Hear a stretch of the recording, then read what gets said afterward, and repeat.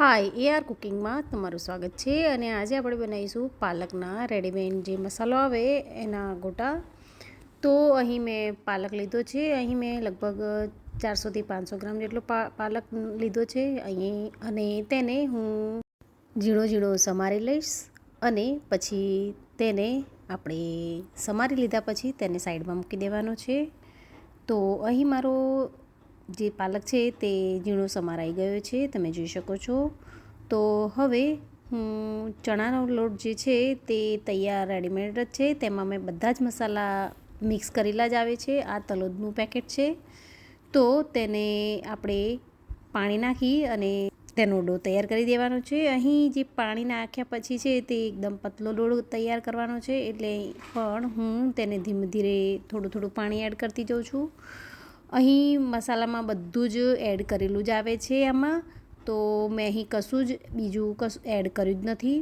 તમે જોઈ શકો છો કે આપણો ડો છે તે તૈયાર થવા લાગ્યો છે, એટલે કે સરસ મજાનું થોડું થોડું પાણી એડ કરતા જઈએ છીએ અને ડો રેડી થવા માંડ્યો છે.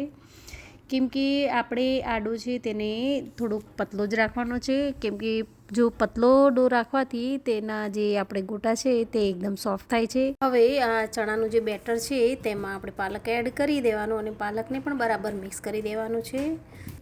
તમે પાલકની જગ્યાએ મેથી પણ નાખી શકો છો. તમે જોઈ શકો છો કે પાલક એડ કર્યા પછી આપણો ડો છે તે આવો દેખાવા લાગ્યો છે, તમે જોઈ શકો છો. તો હવે આમાં હું કોથમીર એડ કરી દઈશ. મારી જોડે કોથમીર છે તે ફ્રોઝન કરેલી છે તે પડી છે, તો તે એડ કરું છું. પણ જો તમારી જોડે તાજી કોથમીર હોય તો તે એડ કરી શકો છો. અને કોથમીર પણ આપણે લગભગ એક જોડી આખી છે તે મિક્સ કરી છે, અને હું તેને પણ બરાબર મિક્સ કરી લઈશ કોથમીરને પણ ડો સાથે. એટલે કે તમે જુઓ કે આપણું અહીં જે પાલકના ભજીયાનું જે બેટર છે તે આવું સરસ રેડી થઈ ગયું છે. આ તલોદના ભજીયામાં આ થોડીક શુગરનું પ્રમાણ વધારે હોય છે, તો તમે તેની જગ્યાએ થોડીક તીખાશ માટે લીલું મરચું એડ કરી શકો છો, જેથી થોડું તીખું થઈ જાય અને તેનાથી જે ગળાશ છે થોડી ઊંચી થઈ જાય.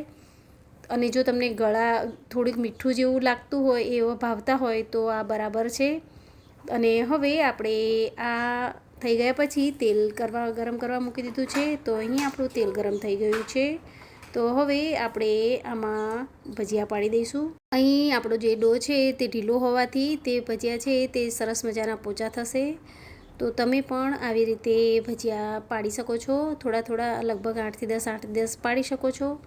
અને ભજીયા પણ આ સરસ મજાના પોચા એવા સરસ થાય છે, એમાં તેલ પણ રહેતું નથી. અને તે ટાઈમે આપણી ગેસની ફ્લેમ છે તે મીડિયમ ટુ હાઈ રાખવી, જેથી આપણા ભજીયા છે તે સારા એવા તૈયાર થાય છે. બહુ એકદમ હાઈ ન રાખવું, કેમ કે હાઈ રાખવાથી આપણો લોટ છે ઉપરથી લાલ થઈ જાય છે ને અંદરથી આપણું જે ભજીયા છે તે બહુ ચડતા નથી. તો તે વાતનું ધ્યાન રાખવું. અહીં આપણા ભજીયા છે તે રેડી થઈ ગયા છે. જુઓ, મેં આ ઘાણ ઉતારી દીધો છે. તો આ ભજીયા આપણે ચા, ડુંગળી કે સોસ સાથે પણ સર્વ કરી શકીએ છીએ. તો તમને મારી આ તૈયાર રેડીમેડ મસાલા સાથેના ભજીયાની રેસીપી બનાવી અને જોવી ગમે તો તમે મારા વિડીયોને લાઇક, શેર, કમેન્ટ અને મારી ચેનલને સબસ્ક્રાઈબ કરવાનું ન ભૂલશો. Thank you.